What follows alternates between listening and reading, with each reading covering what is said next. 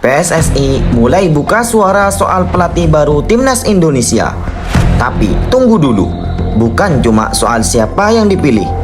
Ternyata ada masalah besar di balik pencariannya, soal biaya dan strategi masa depan.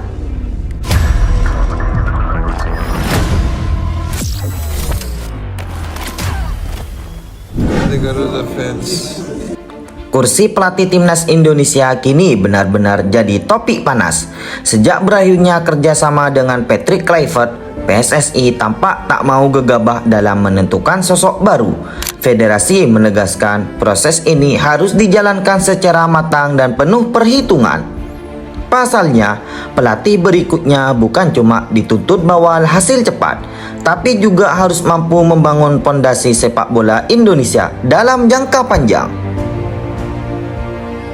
Pencarian pelatih kini diserahkan langsung kepada Ketua Badan Tim Nasional Sumarji bersama Direktur Teknik PSSI Alexander Zuirs. Dua sosok ini akan menyeleksi kandidat potensial sebelum namanya diserahkan ke Ketua Umum PSSI Erick Thohir. Setelah itu barulah Exco PSSI akan menggelar rapat untuk menentukan siapa yang paling cocok. Anggota Exco Vivin Cahyani menegaskan proses ini tidak akan berlangsung cepat. Menurutnya, PSSI sedang mencari sosok pelatih yang sejalan dengan visi baru sepak bola nasional. Bukan hanya untuk menang sesaat, tapi untuk membawa timnas menuju masa depan.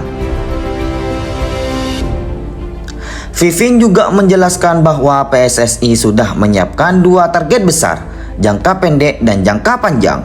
Dalam waktu dekat, pelatih baru diharapkan bisa membawa timnas Indonesia tembus ke babak 16 besar Piala Asia 2027.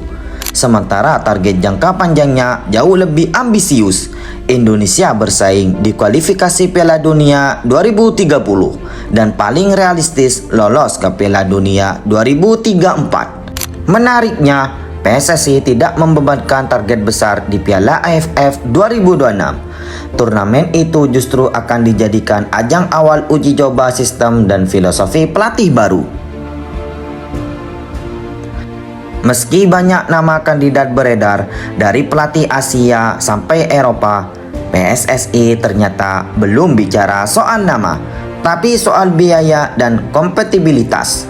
Vivin menegaskan mendatangkan pelatih kelas dunia bukan hanya persoalan uang, tapi juga komitmen jangka panjang dan investasi sepak bola nasional.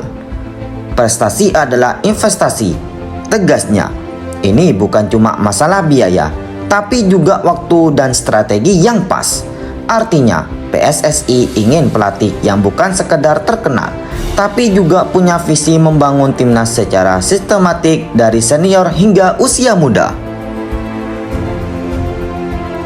Publik kini menanti langkah nyata dari PSSI. Apakah mereka akan memilih pelatih top dengan bayaran tinggi atau sosok visioner yang mampu membangun fondasi jangka panjang?